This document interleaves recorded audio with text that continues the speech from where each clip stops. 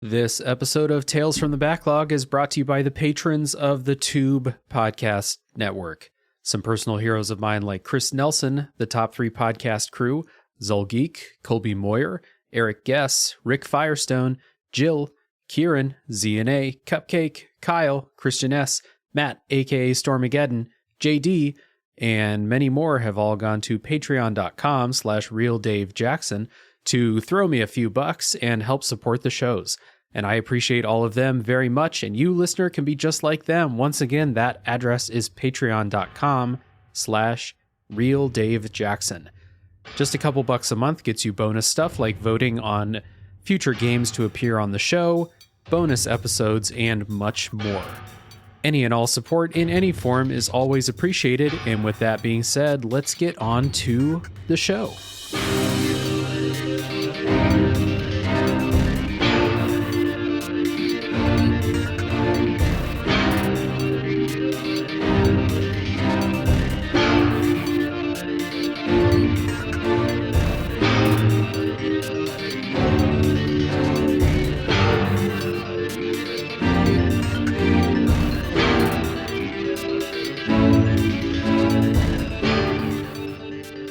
Hello, everybody. My name is Dave Jackson, and you're listening to Tales from the Backlog. This is a video games review podcast where most of the time I'm joined by a guest to bring a game out of the backlog and talk about our experiences.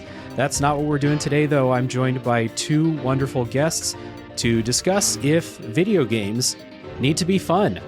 Joining me today are, first up, Ryan Batie from Lightning Strikes Thrice podcast. Welcome back, Ryan. Thanks so much for having me again, Dave. Yeah, looking forward to this with you in particular. I had you in mind with this topic once again. And we're also joined by a first-time guest on the show, Brad Gallaway from So Video Games. Welcome, hey, Brad. Thanks for having me. Yeah, excited to be here. Yeah, we're excited to have you too. And we'll give at the beginning of the episode the customary time for both of you to explain what your podcasts are. So, Brad, your first time on the show, we'll kick to you first. For people who may be unfortunate enough not to know, what is So Video Games? Well, the So Video Games podcast is a two-man show generally. We have guests once in a while, but mostly it's just me and my co-host Carlos Rodella. We're friends and we go back a ways. Carlos had his show from a million years ago that I was on his show, and then he stopped that show. Then I started my show and brought him back on my show. It's crazy. We can't seem to stay away from each other. But basically, we go through any kind of game at all. Like, it's new stuff, it's old stuff, it's anything in between. It doesn't really matter. I mean, we'll dig up something ancient. We'll dig up something that just got released. We'll have something on sale. Anything at all that catches our fancy. And usually we play a lot of games. We're a pretty, high calorie show. I usually bring at least 3 or 4 games a week. Carlos brings 3 or 4. And within that discussion of those 6 or 8 games, we usually talk about 4 or 5 more games just naturally. So if you like a lot of games in a week, just a lot of just like rapid fire back and forth. And I'd like to think that we're funny. I mean, maybe not. People might disagree with me. But we try to keep it light and we try to keep it fun and we try to just cover a lot of stuff. And I think it's a pretty good show if you ask me, but of course I'm pretty biased. Yeah. Well, I'll echo that and say that it's a pretty fun show that I enjoy listening to. Like you said, lots of games every episode. Minimum of like 5, even if it's like just you on the podcast alone, you'll bring a bunch of games to talk about. So it's like I can tune in, listen for an hour and a half, however long the episode is. I'm going to hear about a bunch of stuff and some stuff that sounds cool that I've never heard of. It's another thing I really appreciate. You and Carlos are always bringing stuff to the show that I've never heard of before. And I love hearing about new games and, new experiences that I might grow to treasure one day. So it's really awesome. Oh, good. I'm glad you listened. Thanks so much. That's a really, really high praise. And you bring up a point that I probably should have made myself is, we do try to bring stuff from all across the spectrum. I mean, not just the AAA stuff. We do play that, but we all have our little idiosyncrasies, our little tastes. And, I play a lot of like roguelikes and a lot of visual novels. Carlos likes a lot of open world stuff. And between the two of us, I think we have a pretty wide reach. And we're always ready to support like the little guy, the indie or the A or the AA. So if you want to hear something that's not just the hottest, biggest releases, I think we're a pretty good place to go. Yeah, agreed. So that is So Video Games. And Ryan was a guest on the episode of Tales from the Backlog about Tunic, which is a really good episode. I hope everyone goes and checks that out. So we talked about Lightning Strikes Thrice and other stuff on the Pitch Drop Network on that before. But Ryan, could you give everybody a refresher in case they didn't listen? Yeah, absolutely. Thank you. So Lightning Strikes Thrice is the flagship podcast on the Pitch Drop Network. There are a couple of other kind of specific enthusiast podcasts, but Lightning Strikes Thrice, if you like a lot of game instead of games for the course of several months. So we're a JRPG Games Club podcast that does extremely deep dives into single games at a time, bi-weekly over the course of several months. We kind of take it from start to finish, and every couple of weeks, every episode, we talk for 2 to 3 hours sometimes about whichever section of game that we're playing. So if you're familiar with a podcast like Bonfireside Chat, it's like that, but for JRPGs.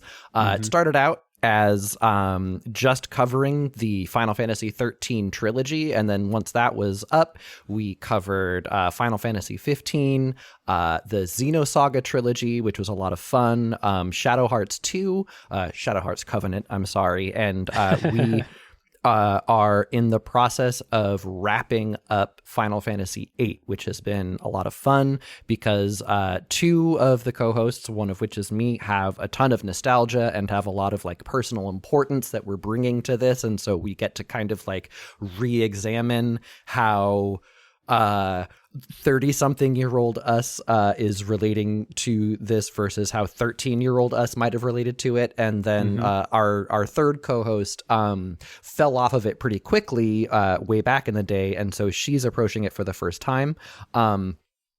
It is often a lot of fun, a little bit chaotic. We like to bring critical analysis lenses into this and really take the game as seriously as possible while not taking ourselves very seriously. Yeah, it's another show that I listen to. Like, again, I said this on the Tunic episode, but when you say deep dive, I mean deep dive. Like when you talked about Final Fantasy 15, it wasn't just the game, it was all the supplementary material too, and all of that stuff.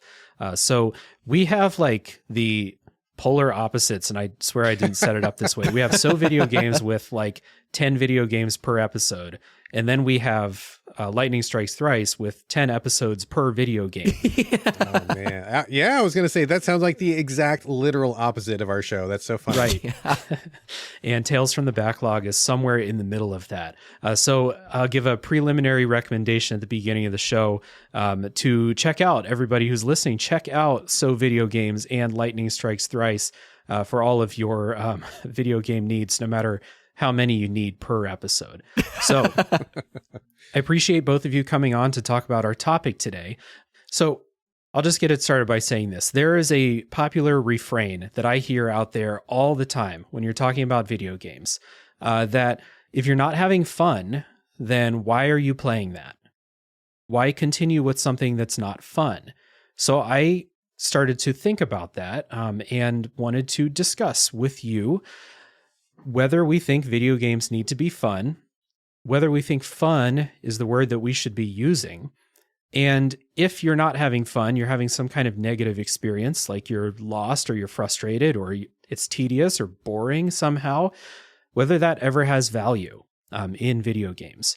So I will, I will kick it to Ryan first. Just a general opening thought, because there's a reason I brought you on the show today. What do you think about this general topic of if video games have to be fun?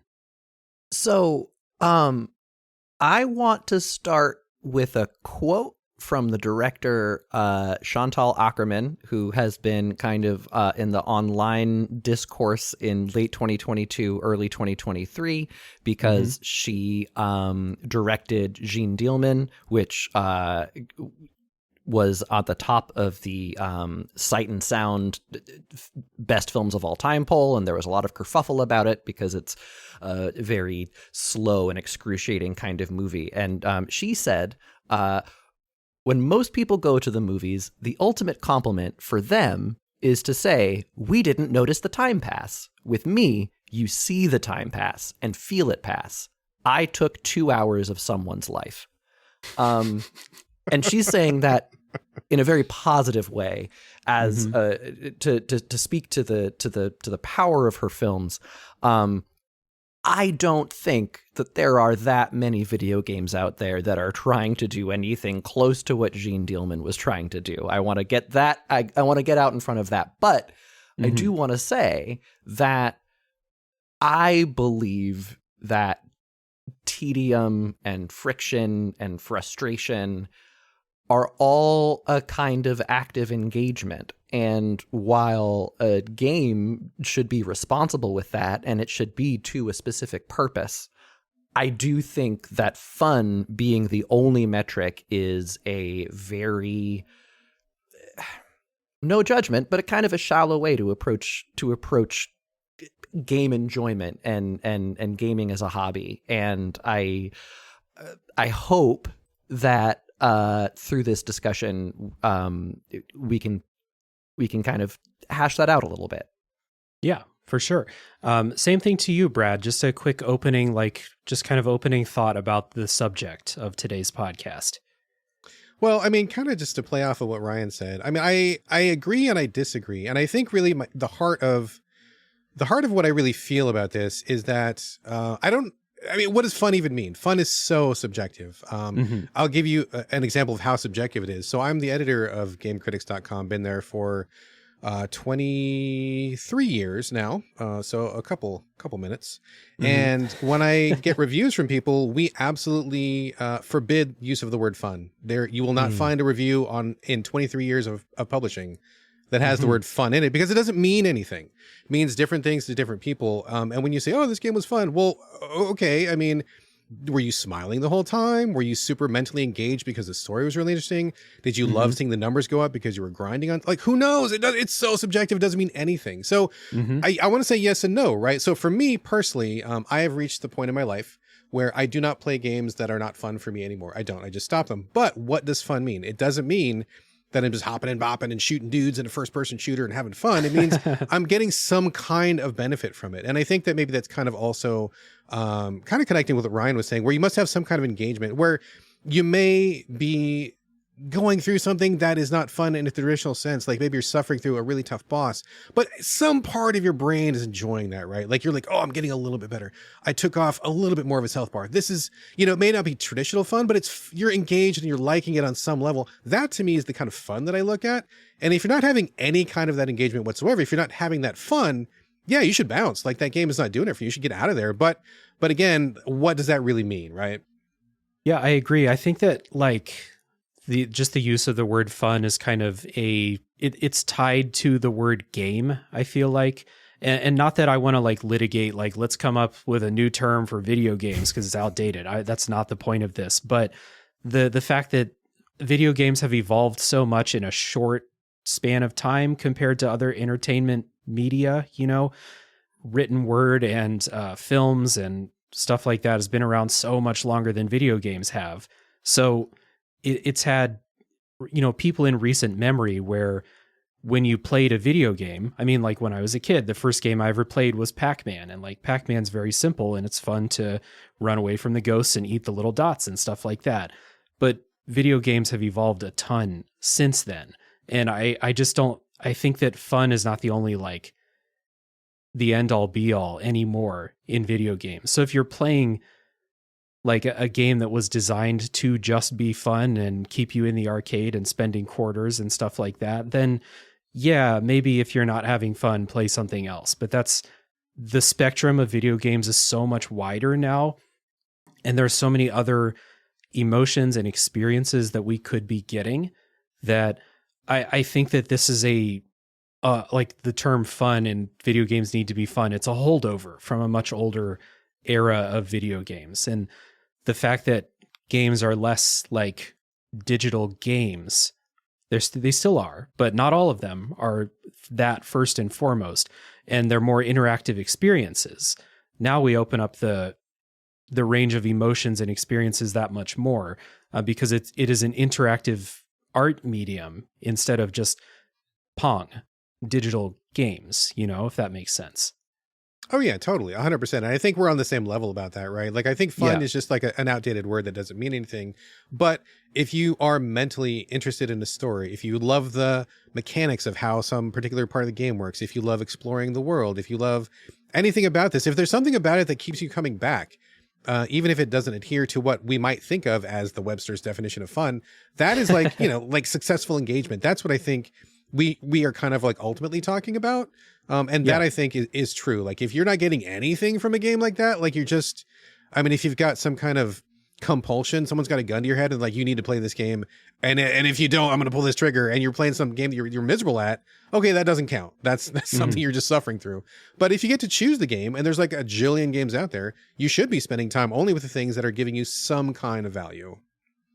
Yeah, that value is a loaded word, but I do think it is a better one. And one of the reasons why I started to bristle against the word fun is I saw it leveled as a cudgel online against a certain type of criticism that was the kind of games criticism and art criticism that talks about context and themes and history and personal stories around the game, and tried to paint either a more holistic or a more hyper-specific picture of that critic or that reviewer's experience with the game, and seeing someone online go, okay, but was it fun? It just felt very reductive and frustrating to me, and it was one of the things that got me to start thinking about fun versus engagement, or fun versus purposeful value. So yeah, I'm vibing with what both of you are putting down, although maybe I have an idea that I'm probably a little bit on the more extreme end towards screw it. Nothing needs to be fun. It just needs to be valuable. I hear what you're saying for sure. I mean, if I could just jump in for a second, like I have been hit by that same cudgel, right? Like I know what that feels like to get beat by that stick, of where there's this kind of like, I don't know how rampant it is, but there's definitely like this vibe of like anti-intellectualism going around in the country, in the world, but also in games. It's been there for a while, where you start to talk about the themes, you start to talk about motifs, you talk about like how certain mechanics work and how those vibe with the story, and like how things can go together holistically and not. And then you get people who are like, shut up, nerd. Is it fun? Like, oh, who cares about that stuff? And, it's like, oh my God. Okay. You're not my audience. Please get away from me. And I'm going to block you on Twitter right now. So I get what you're saying for sure. Like, fun and value. I mean, everything subjective is always subjective, and that's kind of the problem with it. But I think if you kind of mutually agree to say there is something more than just having a big smile as you push a button, there are, quote unquote negative experiences, trying experiences, tedious experiences that can also be valuable, of course, subjectively to a person. I think that's a better place to start than just, oh, is it fun, dude? Yeah. I had a couple of experiences playing games recently that got me thinking about this again, and then why this turned into a full-blown like discussion on the podcast. So this is a good time when Brad, you mentioned like games that have sections that are tedious or frustrating, that have value in that frustration or that tedium. It's a good time to just bring some examples of experiences that we've had that like maybe they sucked in the moment, or maybe you caught yourself in the moment going, this sucks. Wait, hold on. What's actually going on here? If you psychoanalyze yourself while you're playing video games at all. Before I do this, I do want to say that like this episode and this discussion, since we're all on the same page here, that there is value in things that are not fun, maybe even not enjoyable.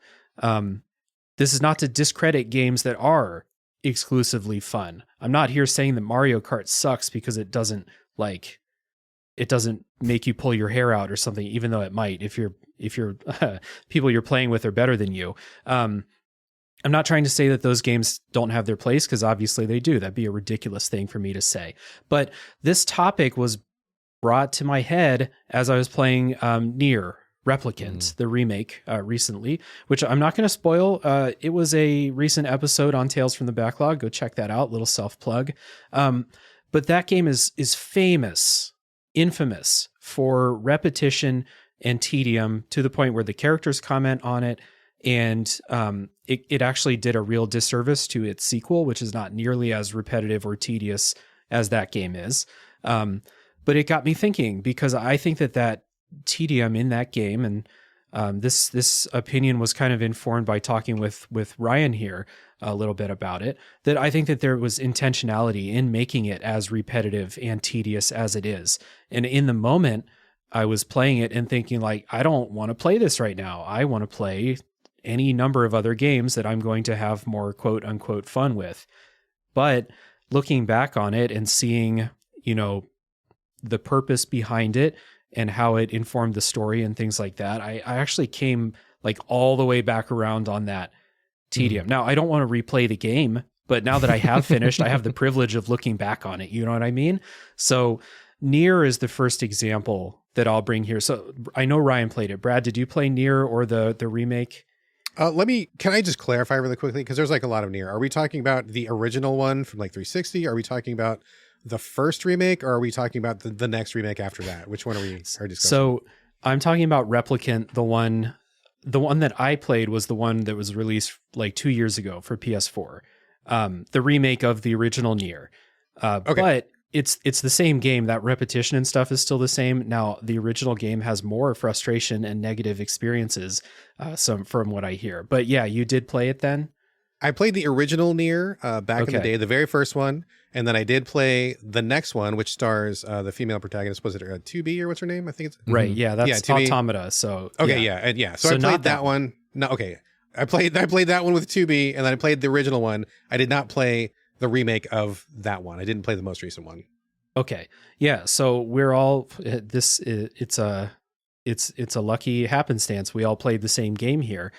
So that game is kind of infamous for the repetition and the tedium and making you question, why am I playing this? And now that I have the benefit of being finished with the game and looking back on it, I think that all those hours where I was like, fuck, I got to go back to this level again, or even the characters like, hey, dude, why are you doing this? You don't have to do this, this side quest or whatever. I think that brought something special to the story after I was done with it, even though in the moment I really didn't want to play it, It's interesting. So I have not played the remake yet, but I'm very familiar with the original Nier, or at least Gestalt, the dad Nier, because right. Way back in the day there was dad Nier and there was brother Nier, and we only got dad Nier. But I think dad Nier kind of I don't know. It feels more resonant to me for some reason than an older sibling. So I haven't played the remake, but what I will say is that I think I might prefer the older version that has the much worse combat. I only because so when Platinum Games is doing like a jobber kind of game, it's like they've got the games that they've designed and that they care deeply about, and then they've got the games where they just kind of go out and do a combat engine for some folks for hire. It's just a paycheck. Yeah. And I have discovered that those Platinum games where they're just jobbers, it feels nice enough that I kind of forget what I'm doing, but I'm not engaged. And when I was frustrated with OG Nier, I was paying attention. I was annoyed, but I was thinking about the game actively in that time. I was thinking about all of the bullshit that I had to go do in order to help save my kid, when I could have been just spending meaningful time with my kid instead, which is, I think, a lot of what that game is trucking in is, how far are you willing to go to save this person you love, if it means taking time away from actually having a relationship with that person that you love. And so I've been kind of hesitant for the new version of Nier, only because I'm worried that, in fact, making the combat better will make the game stand out in my brain less. Yeah, I can vibe with that. So like the idea being that the repetition, the tedium, the bullshit, as you said, which is, some of it feels like real bullshit at the time. It's enhanced in your head if you're also so focused, because like from what I hear about that old combat system, if you weren't focused on it, it would just be it'd just be pulling teeth. It would be just awful. Like, yeah. you have to focus, but also it is sluggish, simple, and unresponsive. So it's like there's this double-edged sword of you have to pay attention to it, but also by paying attention to it, you're really drawn to its flaws. You can't ignore them. You can't like paper over them. If I could jump in for a second. Oh, I'm sorry. Absolutely. Well, I was just thinking, thinking back to the original Nier, the Dad Nier, which is my first experience with Nier. You could play that game, I want to say like 5 times or something like that. That was the original goal. Full disclosure, maybe I'm just like a casual noob or something. I only played it twice, and I'm like, that's good. I got my experience and I bounced because for me, the repetition, and I know that's what they were kind of going for. The real value to me was seeing the different perspectives. And Nier wasn't just about the repetition, but like they did a lot of like takes on other genres. There was kind of a lot of metagaming stuff going on, a lot of commentary on game design. And so that was what was really pulling me through. And I thought it was really interesting to look at that game through that lens. And when they pulled the repeat trick of like, oh, no, you got to play it again. At first I was like, what? And then you go through the second playthrough and you see things that are significantly different. And I'm like, oh, okay, that was really cool. I'm seeing a new pair of eyes that I can use to see the world through, and everything is kind of interesting and different. That was great. But then you go to the next one and like barely anything's different. They just want you to suffer through it. And at that point I'm like, no, I've got what I needed from this and I'm out. Kind of the same thing with the one featuring 2B where they had already done that trick, right? Like knowing the original Dad Nier, I'm like, okay, you guys are going to pull the same shit again. And they did. Like they made you like go through like way too much. And it's like, I know what you're doing because I'm hip to you now and I respect it. I do. But also, I only have a certain amount of time on planet Earth and I'm not going to give you that much because I don't think you've really earned it. And I don't think you needed to go through that game like 4 or 5 times or whatever it is. So I think that there is a point at which the returns on having a player go through that much suffering are diminishing. And maybe, of course, everyone's different. Everyone's point is different. But for me, it's like 2 times for maybe Dad Nier, like 2.5 for 2B's Nier. And I'm like, I'm good. I can't justify it. Yeah, that is everyone having their own personal line with that can sometimes make this kind of stuff hard to talk about because it's really interesting tracking the granular differences between the repeat playthroughs in Nier 1 versus the repeat playthroughs in Automata. I've been infected by everyone pronouncing it wrong for so many years that that's just now.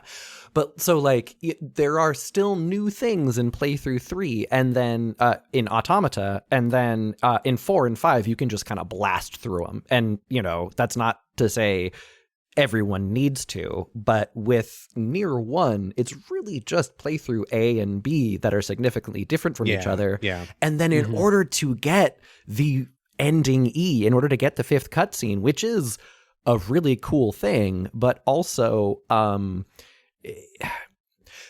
is ultimately just one more clip at the very end of the game that you can look up on YouTube. Nier 1 makes you go through a couple of extremely bullshit side quests that I fully believe are intentionally bullshit, but it adds hours and hours and hours to your play experience when you have already mined everything that the game has given you. There is nothing new anymore, and it's a much rougher putt. And then going back to, Yoko Taro's first game, Drakengard, that game fucking sucks. I mean, that game is so bad. It's terrible. It's really terrible. And I personally, because I am who I am and I get value out of games just by kind of like being an analyst and a historian, and I am glad that I completed it.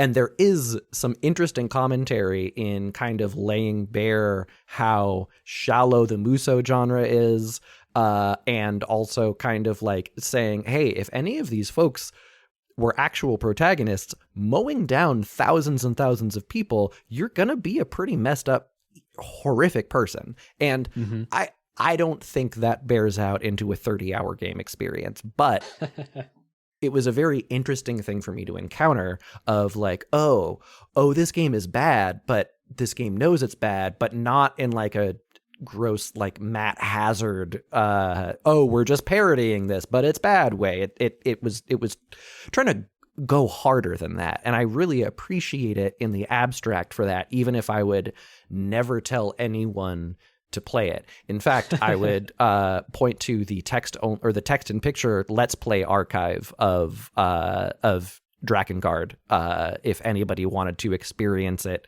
secondhand.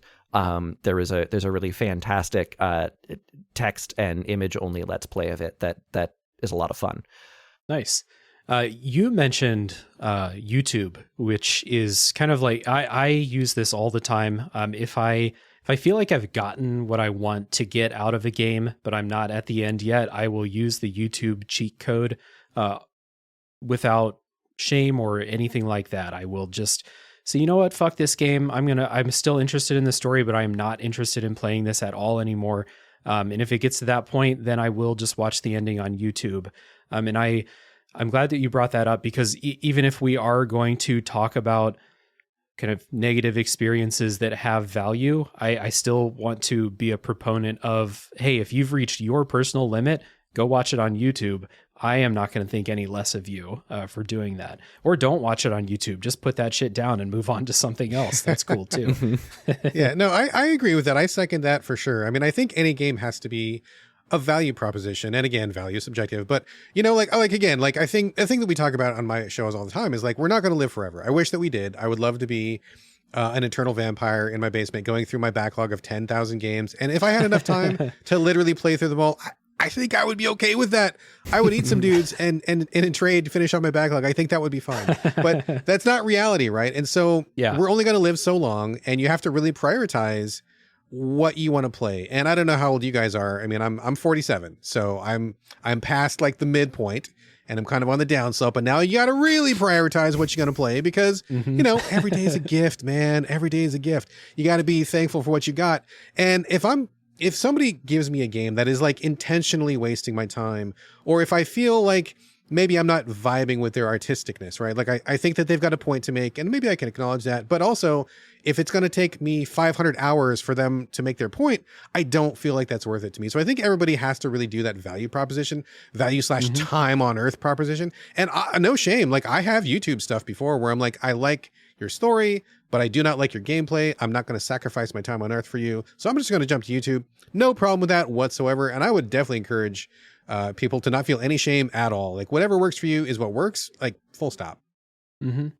Yeah, it's interesting talking about it, because I've kind of determined through years of therapy that my dogged willingness to engage with things that waste my time is maybe a war against my own mortality. It's just like, no, I do have time to actually spend this way, even though I know I don't.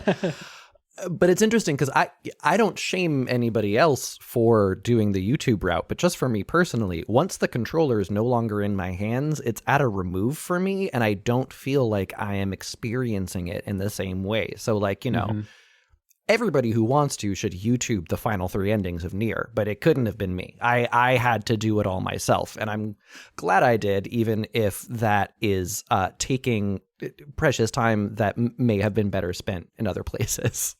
Yeah, there's certainly games where I've YouTubed the ending and felt great about it, and there's certainly games that I played to the end and wished I YouTubed the ending for. So it's always a roll of the dice whether that's going to work out or not.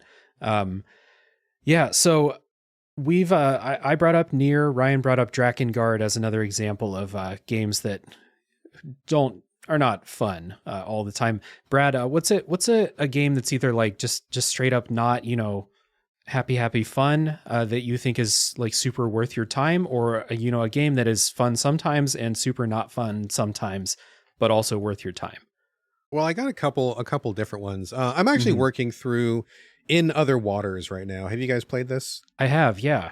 Yeah, so In Other Waters, I have another one that kind of is a dovetail with this, but In Other Waters, I played it when it first dropped, and I bounced off it really hard. It felt like an excessive waste of my time, and I just put it down. But then Citizen Sleeper came out recently, and that ended up being my game of the year last year. I thought it was the best game put out in 2022, like by quite a margin. And that was the impetus for me to go back to In Other Waters, since that was their first game, Citizen Sleeper being their second. And I'm like, okay, I saw so much value. I loved so much of what they were doing, the ideas, the premise, like how they were approaching game design. Like I was in on Citizen Sleeper so hard. I need to go back to Enter the Waters and get past myself to see there's got to be more good stuff, right? There's got to be. And I'm almost at the end of it right now. And I got to say, it has not been fun, like even remotely fun at all in almost any sense. The only thing that I'm really getting from it is I want to learn more about the developer. So that is my personal motivation. And every time I see something they've done, a choice, a decision, a way they've implemented a menu, how they've had, I think ultimately this is their shtick is they want to have visual novels grafted onto something with a little bit more gameplay. And I think that this was their first attempt. I do not feel it was very successful, but I get what they're doing. And for me to see what they're doing and to figure out what they're doing is the value proposition for me, right? Like I'm interested to see how they pull that off. And also, I think the writing is really good. They've got great writers over there, and I think the story is interesting. So although I absolutely can't stand the gameplay at all, it is the second slowest game I've ever played in my entire life. And I've been playing games since games have existed. So I've played a lot of slow games. This is number 2. And is the first one Everybody's Gone to the Rapture? No, there is no. I have a game that's even slower than that. I assure you. I'll bring it up if you want spoilers. I'll tell you what it is. But I just like it's nails on chalkboard for me to play this game. But I'm so invested in wringing every last bit of the goodness out of it. And it's like a 3-week-old lemon, right? You want to make some lemonade and you got to squeeze that lemon and it's dry, brother. There's nothing. It's like rind, nothing there. You got to like step on it, roll it around, throw it in the microwave. You're getting a couple drops, but you're never going to get that lemonade out of it. And I've just accepted that, but I will get those drops. God damn it. I will. I played that game too, and I think I enjoyed it more than you, but I agree. It's not a super fun game to play. I was definitely in it more for the mystery and the story of figuring out like what the fuck's going on that planet that you're on. Yeah. It's interesting how that game it takes you, the players, so far away from like feeling that you're a part of the game. It feels like because it's so heavy on interface. Like if anyone's never played In Other Waters but has like seen a screenshot, it's like you're looking at like the inside of a super high-tech diving helmet or something. Like what you're seeing is not what the character is not what's right in front of the character. You're seeing like a screen interface basically. And so you just move from place to place and collect some stuff and move from place to place and read some dialogue and read some more dialogue. So it's not a super fun game. And I think it's a good example for this episode because like you said, the story is interesting. I thought the mystery was really compelling by itself. Even though like moment to moment, no, it's not fun. No, farther. I mean, you're not even moving in that game. You're watching a dot go from dot to dot to dot. Right. Like this little dot is moving and you're just staring at these like screens. Like I get it, right? The layers of abstraction have a purpose. I get it. But at the same time, on a visceral level, it is so boring and so slow. Man. Yeah. That was a game I played right before bed. Like I quickly circled that as a game to like, hey, get in bed, play this for 15 minutes. You'll be tired when you're. It'll knock you out like past, yeah, real quick. But and I enjoyed the experience of using it for that, and I enjoyed reading about the story and stuff like that. But yeah, it's 15 minutes, 20 minutes about all I could get through in a single session. Yeah, I feel you, man. I feel it for sure. Brad, you mentioned this impulse to be like, oh, I want to see this developer's first game. I want to see what came before. And that really resonates with me, both just on a developer to developer level and a creator to creator level, but also just kind of the grand arc of the design of or the history of design. I've recently been trying to engage again with Tower of Druaga, which is an ancient Japanese arcade game that is one of the most influential games of all time. If you go back and read interviews of like all of the iconic NES designers and even up, through a more modern age, but if you ask them the game that they were trying to emulate when they made Zelda, when they made certain dungeon crawlers, they go back to Tower of Druaga. It was such a phenomenon at the time that it was released, and it really birthed a lot of the action RPG and the action adventure genres, and also is one of the primary examples of like playground logic that is one of the most fun things about like the community of video games. Like, you know, from talking about Zelda on the playground with folks, you know, finding the hidden items, all the way to community projects like Fez or you know, The Witness, where everyone was kind of coming together and sharing tips and tricks, and the Tower of Druaga in the arcades, each arcade machine had a giant like blank notebook that different players would write down hints. So the loop of Tower of Druaga is you're ascending this tower, and in order to complete the game, you need to do several very obtuse things, one obtuse thing on each floor to find a hidden item. And if you don't do the right random ass thing on the right floor to get the right item, then you will reach a point where you just cannot progress. And it is not fun to play anymore. But I went back in and I was reading old interviews, and I was reading a couple of like blog posts that tried to really put Tower of Druaga in context. And even though I was not actively enjoying the verbs of the game, I came away from the experience saying, oh, I get how we can go from Tower of Druaga to Zelda to Dark Souls now. Like I get why this was such a phenomenon, even if I can't recreate that experience one-to-one, and even if I'm not having capital F fun. That's not for everybody. Not everybody is going to care about the history of video games. I wish more people did, but you know, that's not for me to decide. And so it was a really interesting thing, because I was like, you know, I really had to dig to find the value, but everyone was telling me, hey, this game is extremely important. It's extremely valuable. It was doing really groundbreaking things. Everyone bid off it. The folks who bid off it managed to do it in a way that was more just like baseline playable and enjoyable, and that's a good thing. And we can leave Tower of Druaga in the past, but also the past is still alive and people can go back to it if they want. And so I was really I was really engaged by that entire experience, and I'm glad that I did it. I mean, it sounds miserable. It also sounds awesome, because I do the same thing too. Like I will often go back to somebody's like their gameography, right? And I'll just find, what was the first game you did? What was the second game you did? Like, you know, like Swery65 is one of my favorite developers. And, you know, just seeing how they got to where they are, and then seeing their past games and seeing the evolution and the choices and stuff.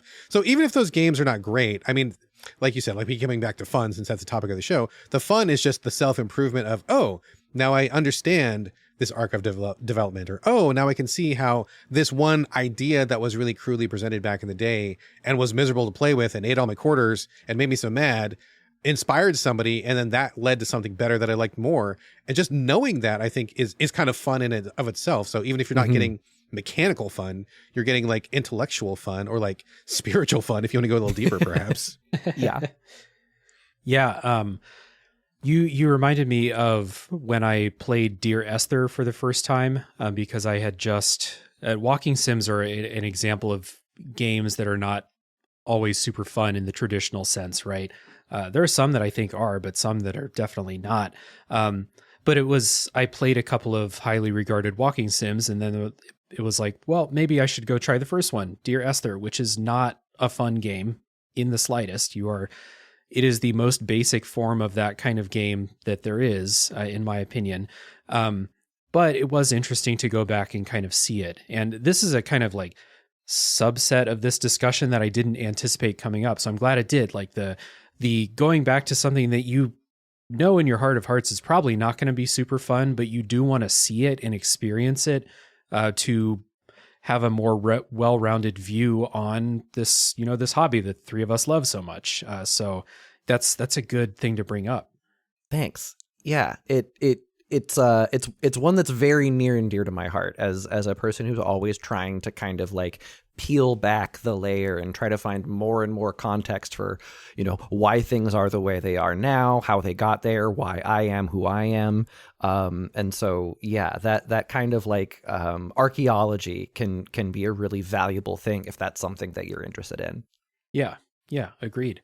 Another walking sim, this is another game that I brought to this, and I was trying to think of a walking sim that I like, because I don't like Dear Esther, that's not fun.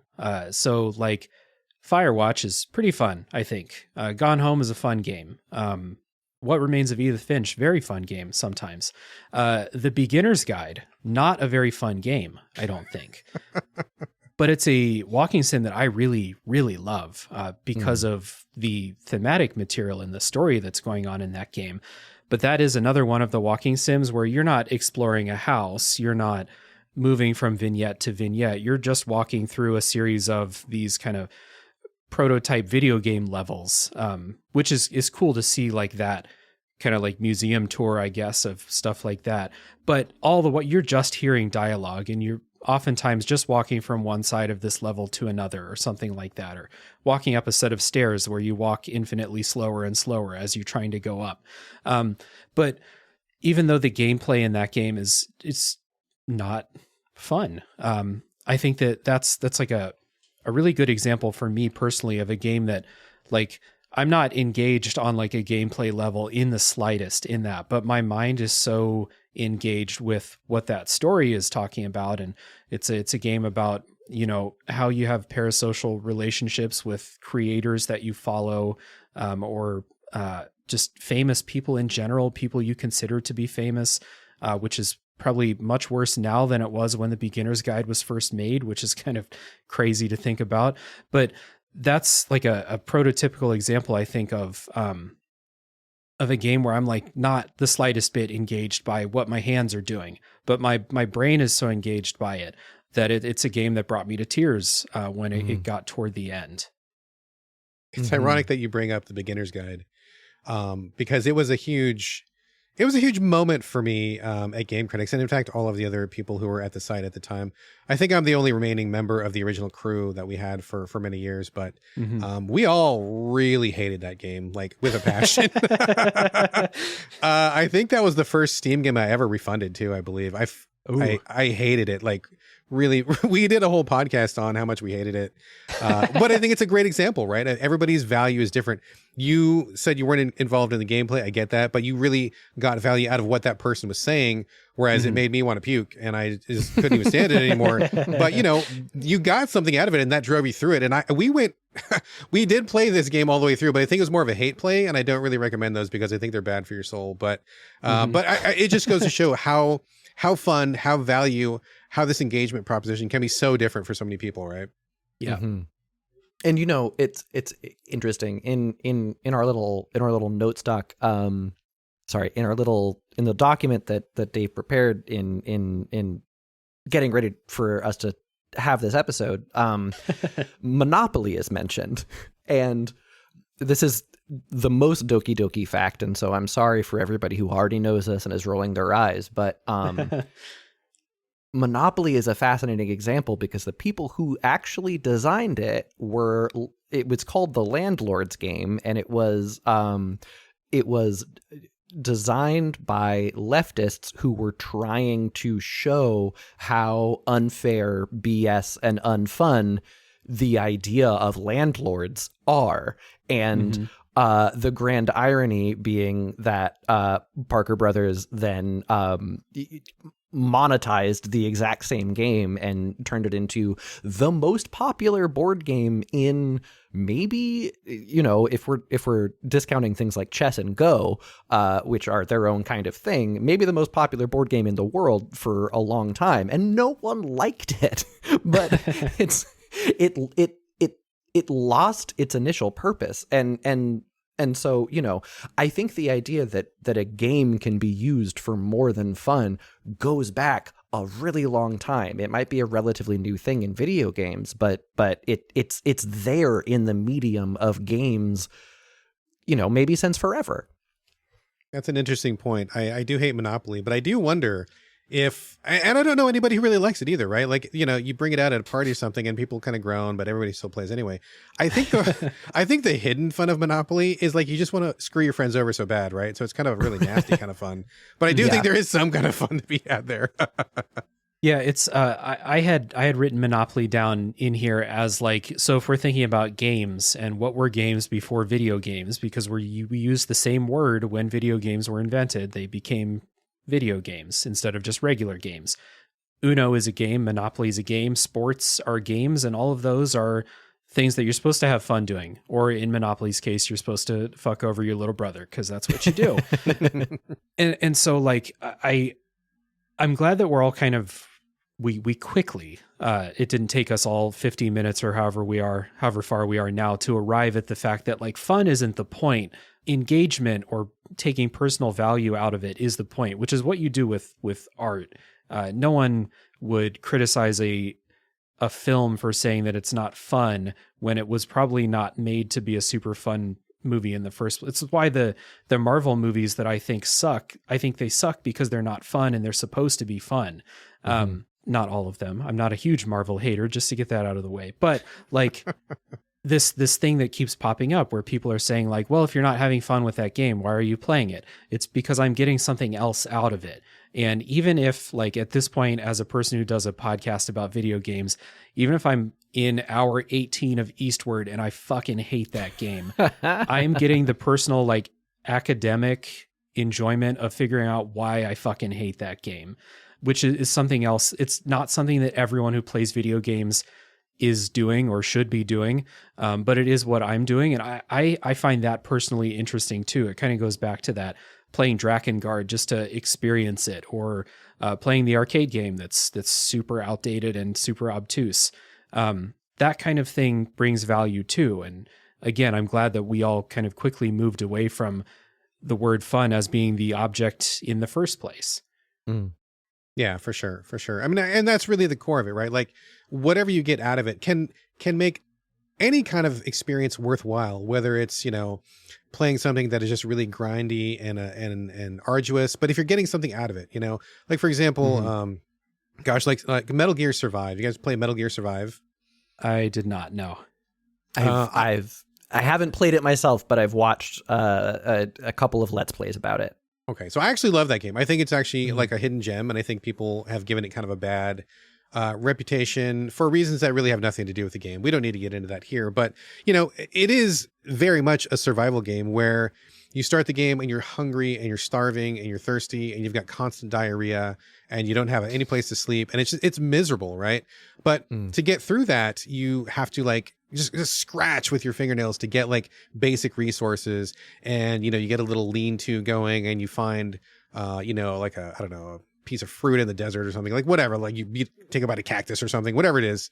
And like by the time that you get a base going and then you get like armor and guns and a vehicle and all that stuff, you've already put like all this time into it and you've suffered through a lot of stuff that is quite honestly pretty miserable. I mean, having a character who like doubles over with diarrhea every 45 seconds is not fun. But I think that in this particular game, you had to have the bad in order to have the good, because if you had just started off with a base and a vehicle and guns and stuff, you wouldn't really appreciate them in the same way. And I don't mean this to sound like some kind of like old timey thing of like, oh, you got to work hard for what you got. Like, I'm not trying to do that, but just as a comparison, because then like one of the greatest moments in that game is when you find a potato, and that sounds ridiculous, but like you're starving, you don't have anything you can grow. You're spending a lot of time just like hunting and gathering. It's kind of miserable, but you can see like the light at the end of the tunnel. And when you finally find this one potato, you're like, oh my God, I've got a fucking potato. I can take it back to my patch of dirt and I'm going to plant this thing. And then all of a sudden I got like 6 potatoes, and then I can live. And you got to have the bad that goes with the good. And I think ultimately that's part of the beauty of that game, is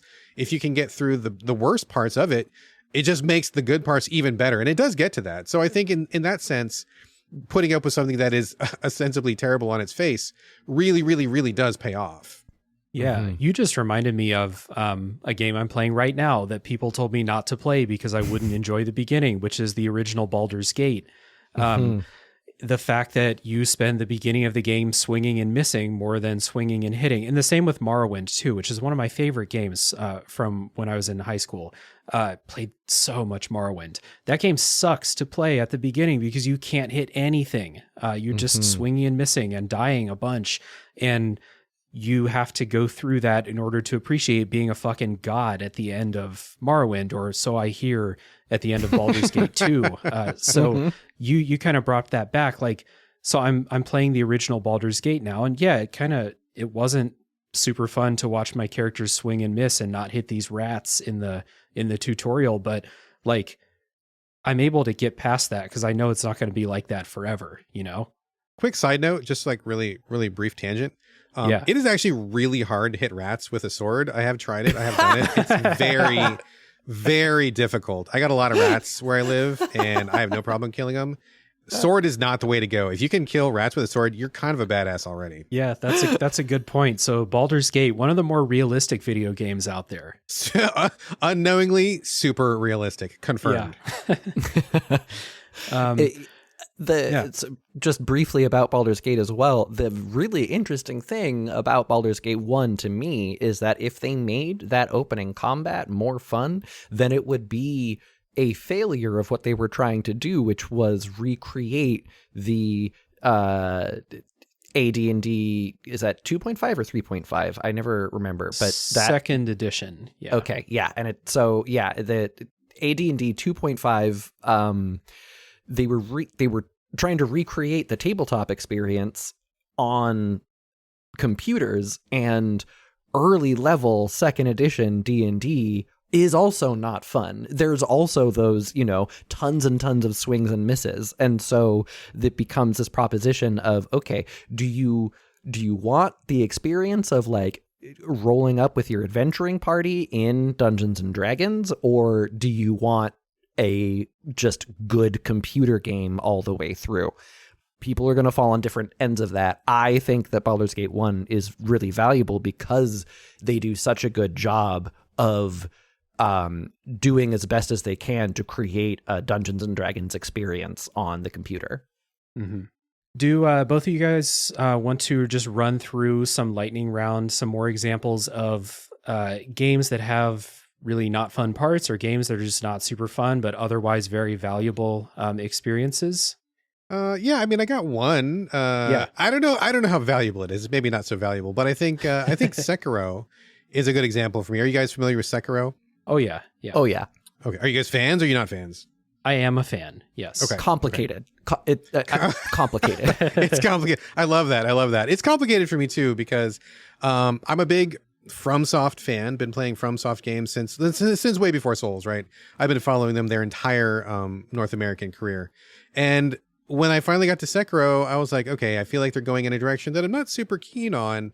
Really prescriptive, really demanding of reflexes. They really leaned hard into that whole parry thing, and that just not the zone that I play in really. So I suffered through that, but I had fun. I thought character design was great. I liked some of the levels, some of the concepts, some of the actions, really cool. But then you get to the last boss, the final boss, and that was so profoundly capital N, not capital F fun for me.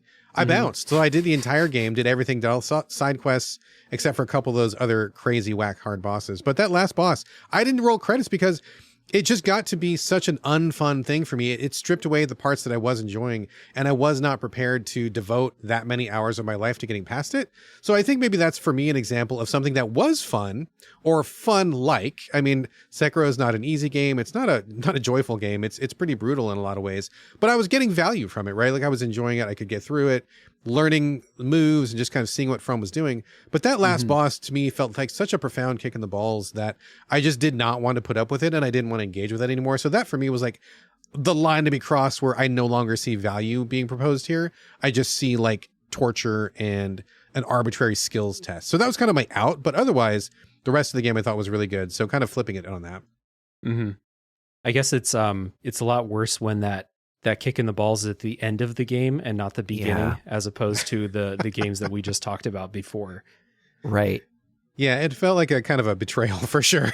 Yeah.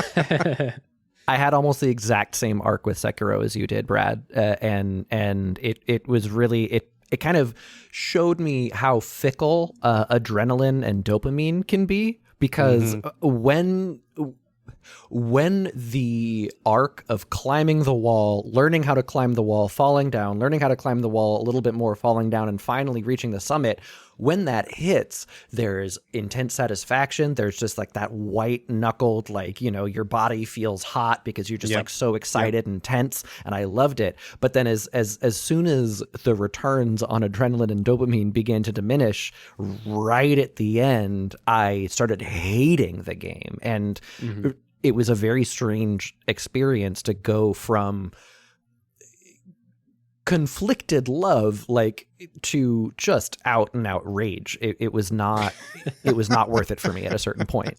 Yeah. Agree. Full agreement. Yes, for sure. What's some other games that we have that are bringing things that are not fun, that are bringing value? So I've got a couple. Dave, you mentioning walking sims got me thinking about the evolution of the point and click adventure game, which it started out as these really goofy and obtuse puzzle games that, you know, the gameplay was in exploring the environment, enjoying the dialogue, and then trying to figure out what the developer was thinking with these puzzles. And then that people were like, maybe this isn't really the best way to design a game, so let's take out the more hateful puzzles. And then post walking sims, it was like, well, maybe we can actually use the 2D point and click to create a 2D walking sim, essentially.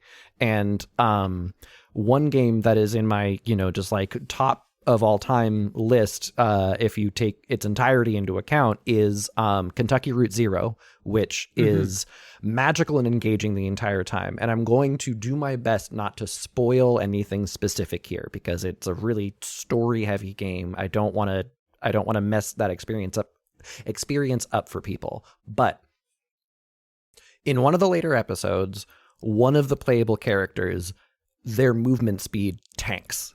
And it's for a plot specific reason, and it wears on you. The game is not super fast paced to begin with, but when one of your player characters starts moving so much slower from point to point across the screen, you feel that time, but the game wants you to feel that time, and it wants you to be frustrated, and it wants you to feel how horrendous it can be to live in this particular body, and how frustrating it can be to live in this particular body. Now, if the walking speed was that slow across all 5 episodes and the interludes, I think it would be robbed of its power. But in taking the regular movement speed away, at a certain point, it really hammered a lot of the themes home and made it a much more powerful experience. Yeah. Totally agree with that game in particular. And that's a good example of something that there have been quite a few people I've talked to who say, I really wish I liked Kentucky Route Zero. I want to know what it is that everyone praises it for, but I just can't play it. It's not what I want from a game. I personally, I love it. It's a really good example to bring to this, but it is one that I've heard so many times that people are, when they come to a video game, Kentucky Route Zero is not giving them what they want from a game, you know? Sure. That's me. I didn't get anything from it. I did not like it at all. But I respect it. I mean, I respect it's doing something. And so many people tell me exactly like you guys are just like, you know, it's something is valuable. It's wonderful. There's these interesting experiences. And I respect it. And I believe it. I don't think you're all trying to like have one over on me. But man, I could not find anything to connect to in that game. Really disappointing because I had been looking forward to it for so long. Something that I would, if we're talking about slow walking speeds, if you guys don't mind, I would like to circle back to the slowest game that does exist in all of creation. And I guarantee you've never played a game as slow as this. It's called The Longing. You guys know about it? Oh, I remember seeing that. That's kind of like that idle game that came out like last year or 2 years ago, right? kind of an idle game, but not really. So basically what this is, it's based off of, I think, some Norwegian folktale, I think. I might not be specifically right, but anyway, it's about a story, the king under the mountain, kind of a troll king. He needs to go to sleep for, I forget how long it is. I want to say it's like 1,000 years or something like that. And he creates a little troll, and you are the troll. And he says, hey man, I need to regain my strength or something. And he's like, please wake me up. Okay, it's not 1,000. It's a year. It's like 365 real-time days. And he's like, so please wake me up. And then he goes to sleep. And then you're left by yourself with no one else in this network of caves to simply spend 365 real-time days until it is time to wake up the king. Whatever you choose to do in the next year, go crazy, because you're going to be spending a lot of time on it. Not only do you need to spend 365 real-time days, there are tricks to it, I will say, because I did finish this game and it didn't take me a year. But you walk so indescribably painfully slow. You can be on one screen. I played this on the Switch.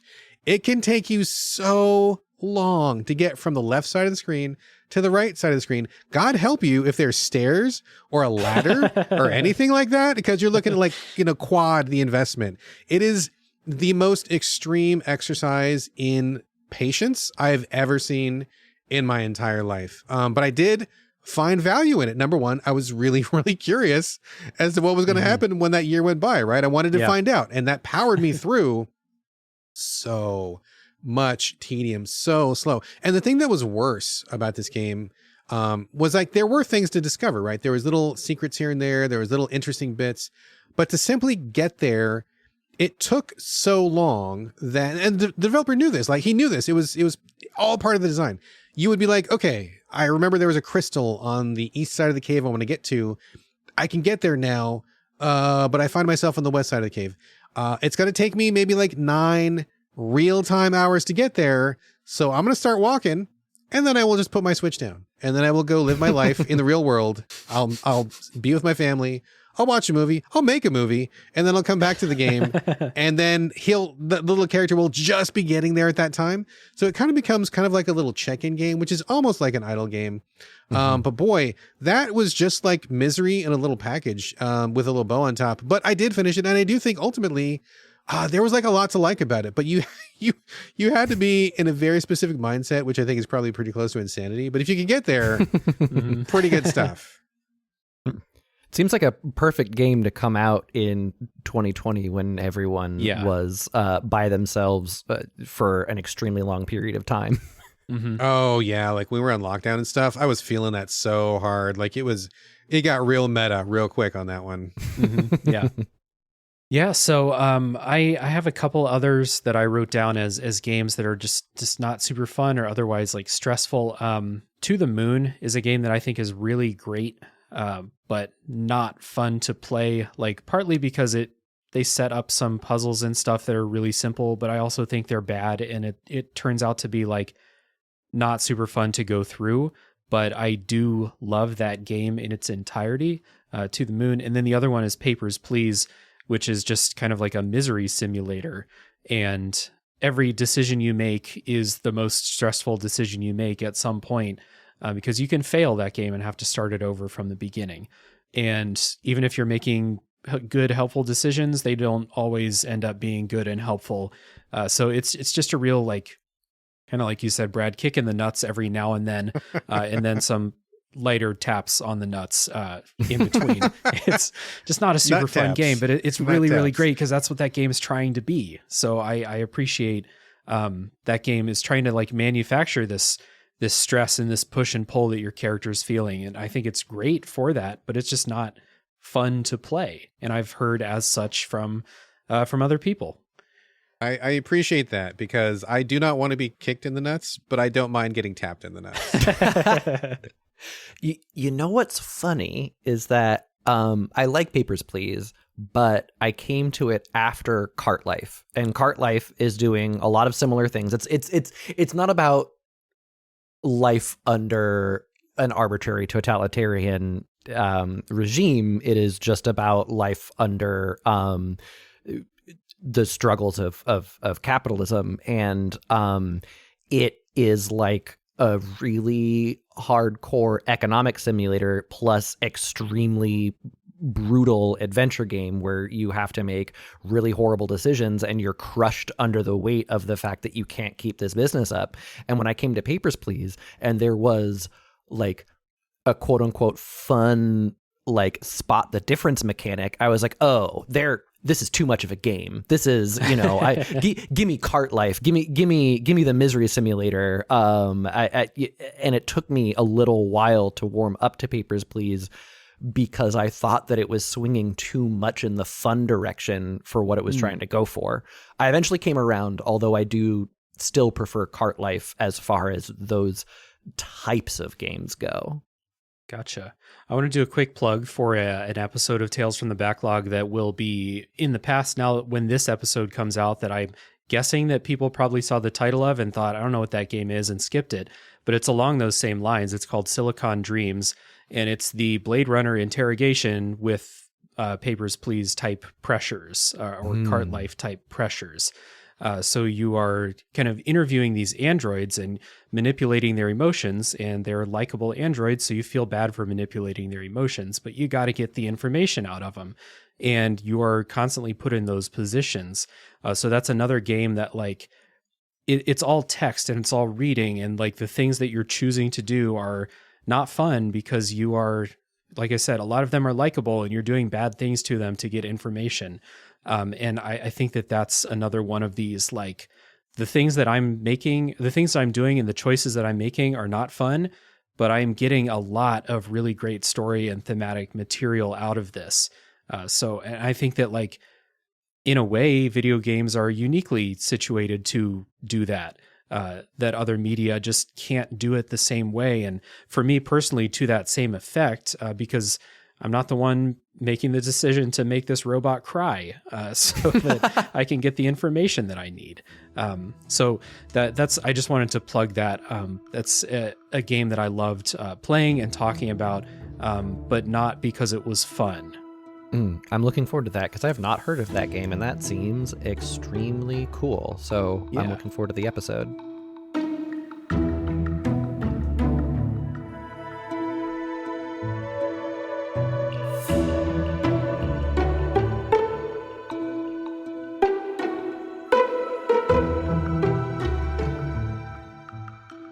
So I think this is a good time to move into our community submissions. I put the call out in the Discord server for people to give their example, their answer to this question: do video games need to be fun? And give an example. Tell us how you feel about that. This is one of the many benefits, I think, of joining the Discord server that the podcast network has. We would love to have everybody. It's a really great community, so I'm putting the plug right here. For it. You'll find an invite link down in the show notes. We would love to have you. And then in future topic discussions, you can make yourself heard. And I'll get us started with the first submission. This is by Mask Keaton. Keaton says, to the question, do video games need to be fun? Yes, a video game needs to be fun or else people won't play it. It can be educational as well. But if the player isn't having fun, it won't hold their interest. Desert Bus was a parody game that was part of a Penn and Teller game that was intentionally not fun, and there's a reason that game was scrapped. Yes, tedium, getting lost, etc. have their place. A good blend of frustration and reward makes the reward so much more satisfying, kind of like we talked about earlier. Celeste is known for its difficulty, but the satisfaction of besting it is an amazing sensation. Thank you, Keaton. And we didn't really talk about those games that are like really difficult and get over the hump. We talked about it a bit with Sekiro and that kind of like that feeling you get when you beat a tough boss. But Celeste is a great pull for a type of game like that too, where if I'm dying on the same screen like 30 times and I want to throw my fucking Switch across the room, but then when I beat that screen, I'm like, oh hell yeah, I'm actually awesome at this game, you know? It's interesting that Mask Keaton brings up Desert Bus, because the really funny thing about Desert Bus is that post scrapping, it took on a life of its own through streaming and became fun in a different way because people were having fun hanging out together while playing this incredibly boring game and broadcasting that. And so, the game as designed wasn't necessarily fun, but it got a new life being incredibly fun for lots of people watching the game. Yeah. Sorry, Brad, it sounded like you were about to say something before I moved on to the next submission.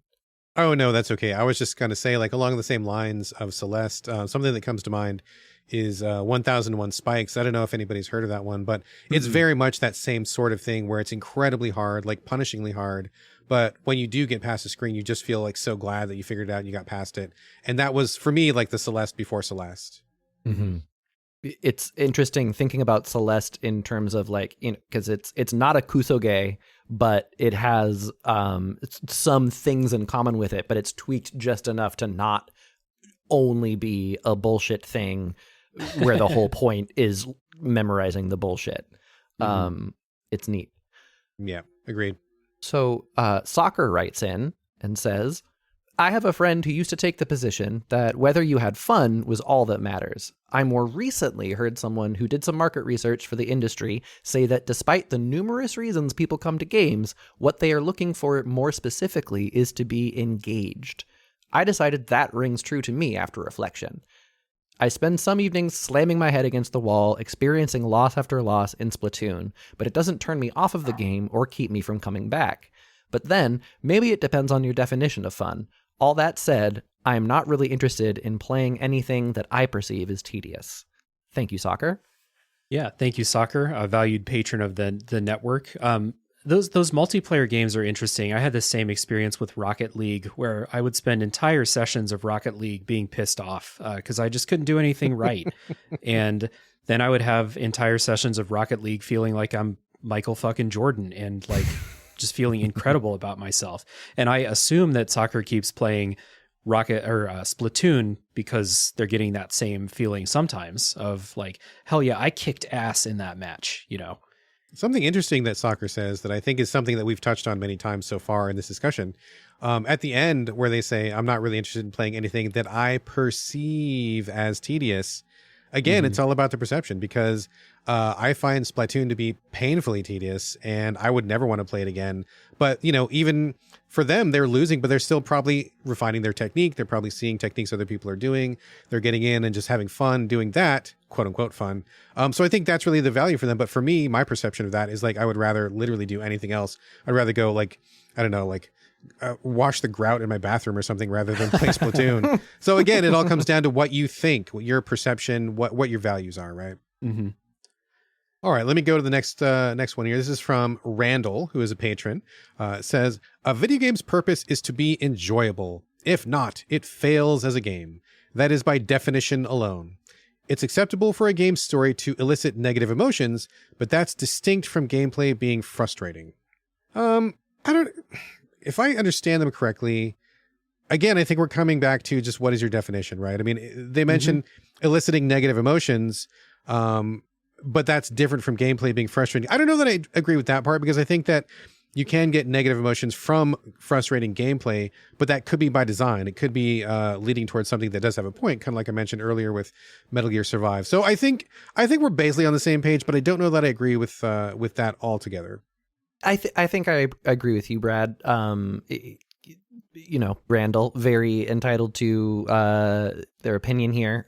But what's interesting is that I think that what games can provide that is special is what Dave talked about, where it's the integration of what you're doing with your hands and the decisions that you're making, and also the story and vibes and the interaction between all of those things. And so I've definitely gotten a lot of value in things where the gameplay itself was frustrating, and how that can blend with the story itself.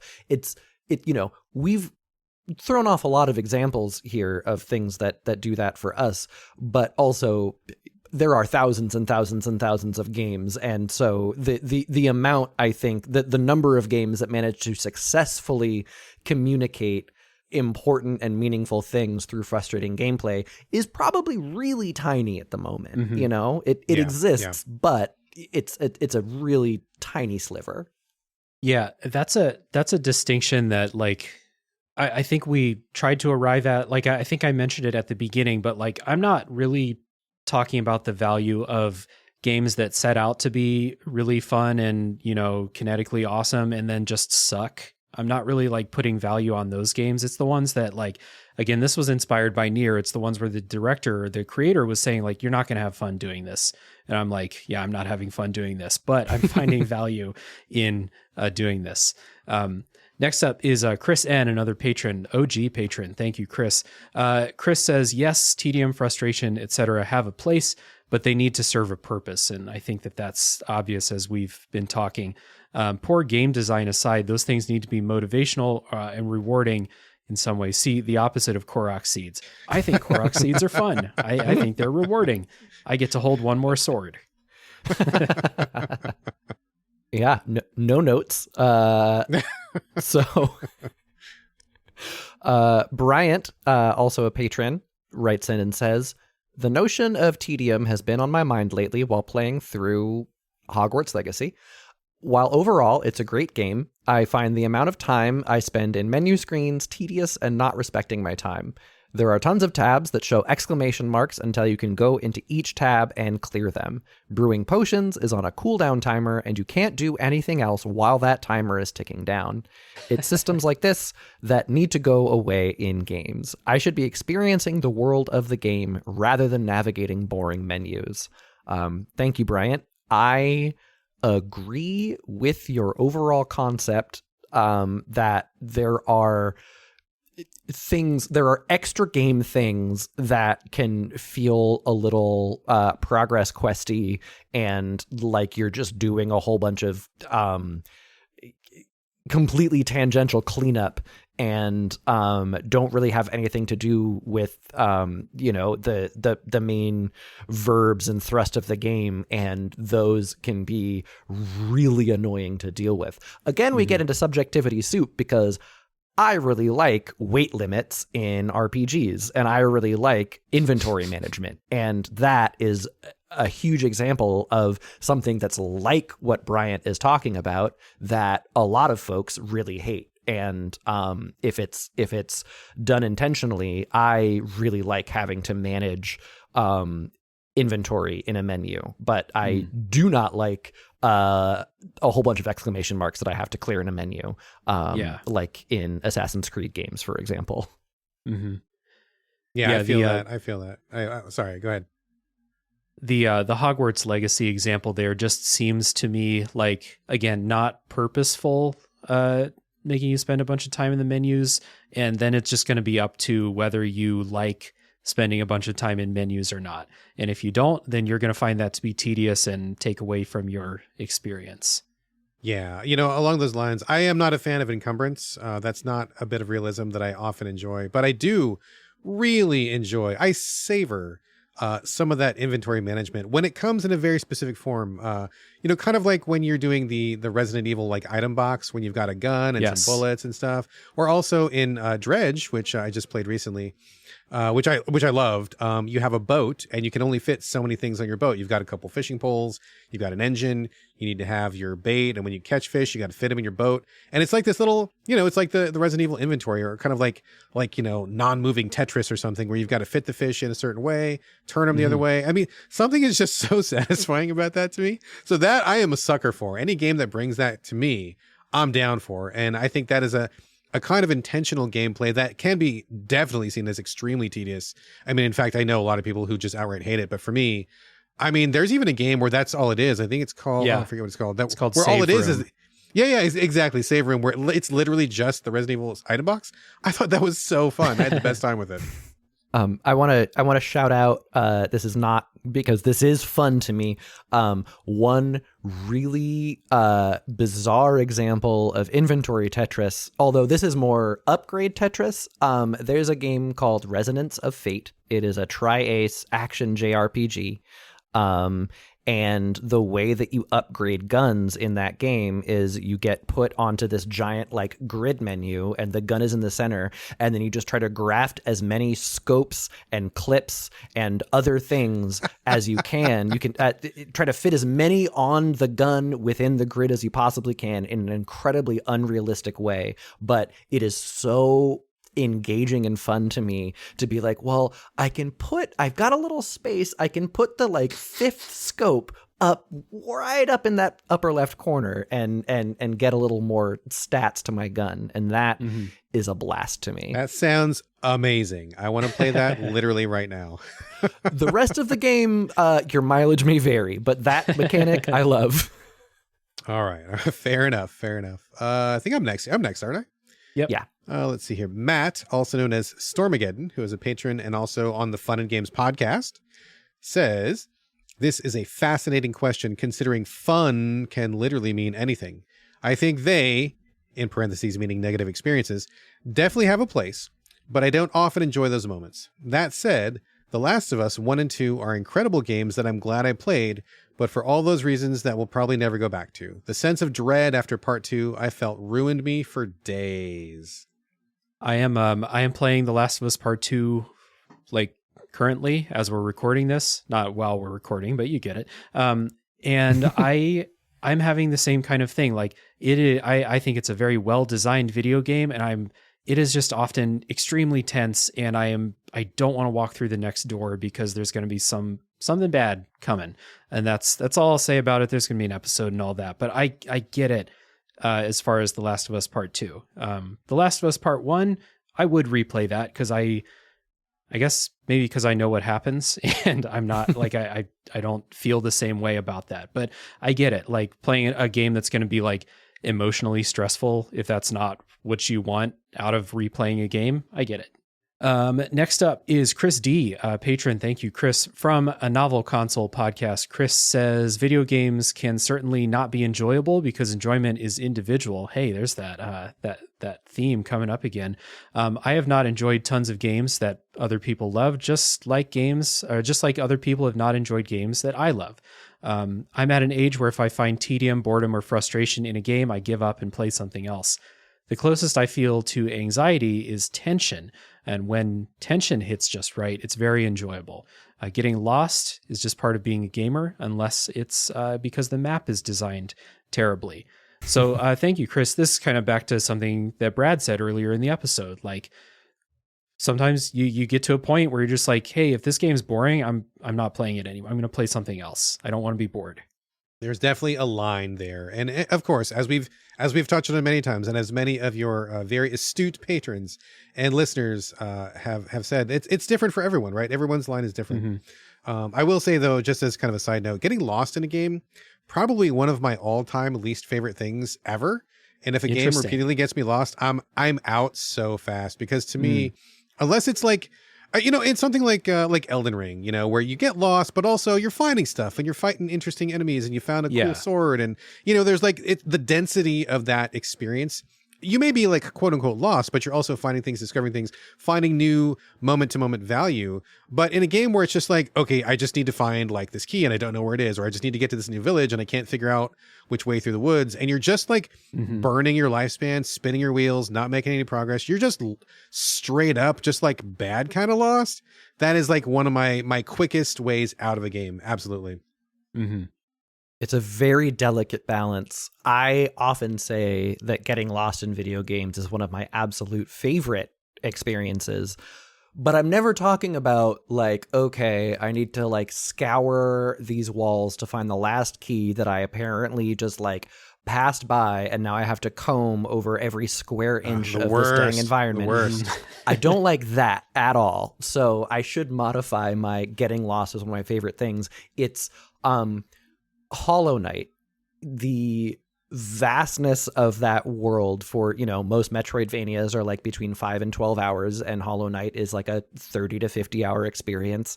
And they purposefully withhold the map from you until you go and find the map maker, and you can drop into a totally like you can fall down a hole into an area that's going to take you hours to climb out of, and that resonated with me so hard because one of the things that I loved so much about original Metroid and Super Metroid are that feeling of being lonely and overwhelmed and not knowing if I'm going the right way, and just having to kind of like inch forward until I get more familiar with the environment. That's one of the things that games does for me. And so it's such a fine line for me between good Lost and bad Lost, because like you said, there are certain times when it's just like, okay, I'm spinning my wheels. I'm just going to go look this up because I've been doing this for 45 minutes. I would like to go to bed. I would like to have some fun before I go to bed. I hate this. Yeah. Agreed. I mean, I think Hollow Knight and Elden Ring are good Lost, and just like, oh man, these hallways all look the same, and I need that one door that I passed 20 minutes ago, and I cannot find my way back there. That's bad Lost. Yeah. Brad and I were talking pre-recording about The Last Door and kind of point and click adventures in general, and how sometimes you'll just be like, kind of like you said, there's a key that I need and I have to literally pixel hunt to try and find it because I've been in all these rooms and I didn't find it, and that's bad Lost. Yeah. So Adam B., who is also a patron, says, engaging is not the same as fun. Games must be engaging. Pathologic is the go-to answer here, but for me, it's Papers, Please that encapsulates, quote, not fun, but riveting, end quote. Love both those games. Pathologic is also one of those games that makes me feel like, oh gosh, I don't know if I'm doing this right. I don't know if I'm pushing forward in the right way. I don't know what to do, and I'm overwhelmed by it. And because of the strangeness and hostility of that game, those two things work hand in hand. So shout outs to Adam B. for two great examples. Yeah, right on. Pathologic is really high up on my 2 playlist. I haven't got around to it yet, but that kind of describes what people have told me about it, and I'm definitely all aboard. I do love Papers, Please as well. And I don't know, I kind of just keep getting hung up on the semantic difference between fun and engaging and riveting, because I do feel like being engaged is fun. I like to be engaged. That feels good to me. I like being riveted to something. That is also a good thing. So I guess, it all comes down to like how you use the word, what you think of as the word, because it seems like some people want to draw a pretty hard line between fun and other types of, like, fun and engaging, not the same thing. I totally get it, and I respect what that person's trying to say, but also I do kind of feel like they're related to me. So I don't know, maybe it's just my broken brain or something, but I feel like they're right next to each other for me. Yeah, I think for me the difference, like when I was first thinking of this topic, is like the fun of playing. I can't think of a fun game. The fun of playing F-Zero or something where I'm like, yeah, I'm going super fast, versus the engagement of playing Papers, Please. Like both have their place, but they're definitely not the same thing. Yeah. What if like the amount of adrenaline is really the cutoff? Are you feeling adrenaline? If yes, that's fun. If not, then it's engagement. Yeah. I don't know. Unless you're fighting Sword Saint Ishin at the end of Sekiro. That's bullshit. That's what that is. It is interesting that folks, including me, are making these hard distinctions, and I think it might come back to what we were talking about at the beginning of the episode, where fun can be used as a way to dismiss games that aren't that kind of like, that kind of fun that Dave's talking about, where they want to kind of just like poo-poo. How do I put this? Yeah, I feel like sometimes the folks who are like, no, it has to be fun, and none of your lovely patrons or contributors here, I'm talking internet chuds, use like, oh, it's not fun as a way to just kind of like crap on art games, and that is what frustrates me, and I think that's why I like to draw that distinction. But you're right, they are, there's absolutely a Venn diagram overlap between all these terms that we're using. There you go, Venn diagram. Yep. Yeah, and also that you said chud made me laugh. That is really funny. It's a good word. It's a really good word. It's a very, it summons just the exact right mental image. I mean, for me and obviously for other people. So good word. Good word. Let's go to I think I'm next here, and help me out here. Is it? I want to say P boy. Okay, I was going to say P boy, but I don't know if that's right. Pie boy, thank you. Yes, no disrespect of any kind. Pie Boy says, I would say that all these negative feelings have a place in games, and they don't need to be fun. Games, like any art, can be richer if they make use of the whole emotional palette. Games like Hollow Knight can make me lost. Sunless Sea can be tedious. Spelunky frustrating, and that's part of the appeal. Removing those aspects to make them more fun would make them less engaging to me. Yeah, I mean, I think that, again, I think we're coming back to the I think the universal truth that we have uncovered on this podcast, where the engagement really is part of the fun, or can be seen as a fun. And and these games that they describe, I mean, Hollow Knight, Sunless Sea, Spelunky, all of those can be real hair pullers if you're not in the right zone. But if you are in the right zone, they can be super rewarding experiences. Yeah. I'm glad that Pie Boy brought up art and how art can use the whole emotional palette, as they said. And that's something that I wanted it to come out sometime today. I'm sure we mentioned it earlier, but now I'm starting to forget what happened an hour ago. But it's true that if you let's take Hollow Knight, because we talked about that. If you never had to go find a map in Hollow Knight, and you just automatically uncovered the map as you went, like you do in a newer Metroid game or something, then I think that game would lose something. And that act of moving forward when you literally have no idea where you're going. You don't get, when you open up the map screen, it's just black. There's nothing there. That is stressful, but it's valuable, and it adds a lot to that experience, because then when you find the map maker, or when you hear him humming, you're like, fuck yeah, there he is. I'll go try and find that dude and get myself a map. And I agree. Spelunky, good example of a game being frustrating. Yeah. I want to briefly shout out Pie Boy, because on the in the internet spaces where Pie Boy and I both hang out, we are often dapping each other up for each other's opinions, and I dap Pie Boy's opinion here too. Also, yeah, no disrespect to all the P boys out there either. True. Next up is Adelaide. Adelaide says, my wishy-washy non-committal answer is yes, games need to be fun, but they don't need to be fun for everyone that plays it. Things that can be fun for some people and not for others, that's fine. I like playing dumb PS1 horror games and that are arguably bad, but so bad that they're good. That's another thing we didn't touch on, the so bad that they're good type of game. Cheesy PS1 voice acting makes a game fun for me, but it's not fun for everyone. And that's okay, because there are more games than you can ever play in a lifetime, and more keep coming out all the time. Everyone keeps touching on this idea that your idea of fun and your idea of value and your idea of engagement is all subjective, but it would have been a total cop-out to just throw that at the beginning of the episode. So I'm glad that it started to come up, So thank you, Adelaide. I agree. I've watched Adelaide stream some of those PS1 horror games. They look fucking awful. I'm never playing them, but I love watching Adelaide play them because that's fun. So cool. Thank you. So the next one, Moonborn, also a patron, says, I was going to quote the Total Biscuit adage that has been living in my head rent-free for a decade, that says more or less the same thing. Games don't need to be fun, they need to be compelling. Thank you for that, Moon. Yeah. And agree once again. Something was compelling me to continue playing through Nier when I was hating the minute to minute of what I was doing. And that's the point, right? So I agree. Let's see here. Rick, who is a patron and also on the Pixel Project Radio podcast.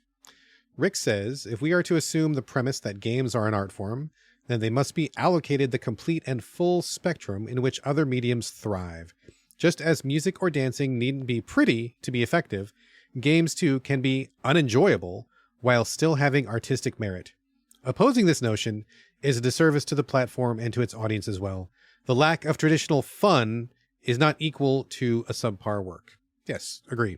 Fully agree. Yeah. You've got some smart contributors and listeners to the podcast, and some smart patrons. Yeah, absolutely. I know Rick really enjoys the game Lisa, the Painful, which is a game I've heard people talk about a lot as being something that, a lot of people would consider to be one of their favorite games, Rick included, and a game that is, like, I've heard described as profoundly not fun, but not really the point, I think, from what I know about that game. So yeah, agree. Couldn't agree more. Rick, always on it. And the last contributor is Chris, another patron from the Retro Hangover podcast. Thank you, Chris. Chris, along those same lines, as games are art, games don't necessarily need to be anything at all, let alone fun. What is fun is also subjective, so making that a term or any other term a mandatory requirement for any type of art that's meant to be consumed is futile. A game is meant to be what the artist means it to be, which I would say answers the second part of the question. Like, do those other experiences, negative experiences, have value? As long as it technically functions and achieves the vision of the artist, then it should be considered successful on its own merit. And I agree. I believe a little bit more in death of the artist than Chris, it sounds like. But I agree with the overall notion that no, it's art. It doesn't need to be anything. It doesn't need to be fun. It doesn't need to be pretty. It doesn't need to have any specific thing in order to be successful. Although, since games are an interactive medium, just to bring it back all at the end, we have decided that they do need to be engaging in some way. But that's because it's a game and it's not a painting. That you're the player, you have an active role in this, so it does need to be engaging in some way. Whether it's engaging from the story, from the gameplay, from your own personal curiosity, like we talked about, or any other number of reasons why you might be engaged in a game that you're playing. So thank you, Chris, once again. Y'all have anything to say about that one before I go into the sign-offs? I mean, I definitely agree with Chris. Art is art.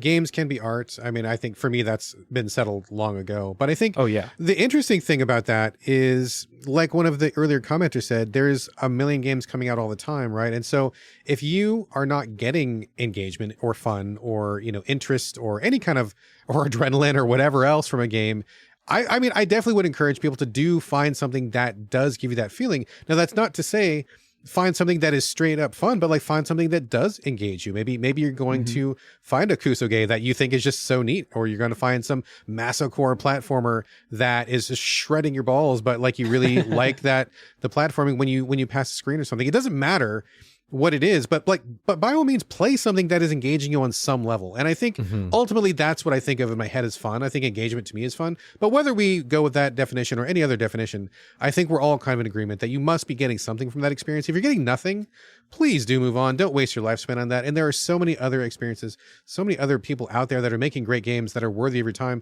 Just find something that connects no matter what it is, right?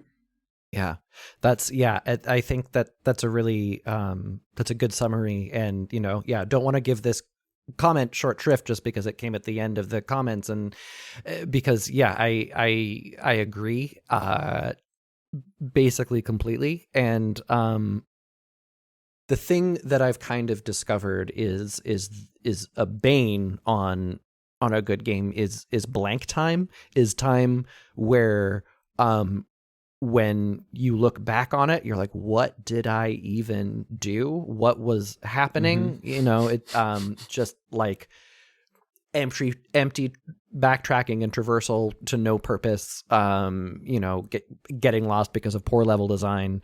And just, to kind of summarize, a lack of engagement. And I do want to draw a hard line between frustration, tedium, negative emotions, and blank time where it was like, well, I got absolutely nothing out of that. I'm not reflecting on anything. I wasn't, having fun. But on top of that, it didn't make me think or feel anything either. It was just kind of a nothing. Like that is, I think, the line to be like, yep, you can put that stuff down. Yeah. Well, that's empty amazing. Calories. Exactly. Empty calories. I mean, I could not agree with you more. And one thing that I say all the time on my show is that, a game should end when it runs out of ideas. So whether that's 5 hours, 50 hours, 500 hours, whatever. I mean, I've played games of all those varying lengths where they keep having something to show you, or they want you to experience something or to learn something.